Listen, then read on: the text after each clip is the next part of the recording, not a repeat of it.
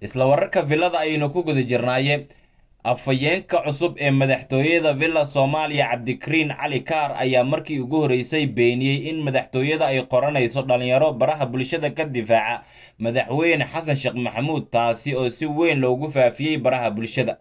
Cabdikariin oo wareysi gaar ah siiyay warbaahinta dowladda gaar ahaan telefishinka qaranka Soomaaliyeed ee SNTV ayaa arrintaas ku tilmaamay in aflagaado ay ku tahay odaytinimada iyo dulqaadka madaxweynaha cusub ee Soomaaliya Xasan Sheekh Maxamuud. Waa been arrintaas ma jirto, waxaana kuu sheegayaa arrintaas waxay aflagaado ku tahay odaynimada, akhyaarnimada, dulqaadkii, dimuqraadiyaddii uu madaxweyne Xasan Sheekh Maxamuud ololaha ku galay, ayuu yidhi Mr. Kaar.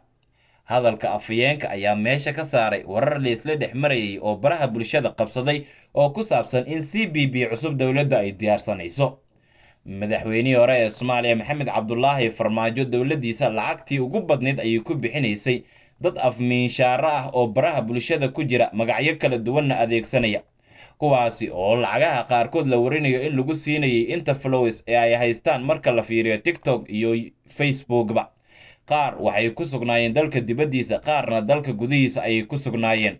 intooda badan mowduucyo isku mid ah ayaa villada looga soo dhiibayay, iyagoo aflagaado u miisayay guud ahaanba madaxda kala duwan ee horey dalka u soo hogaamiyey oo Xasan Sheekh Maxamuud uu qayb ka ahaa.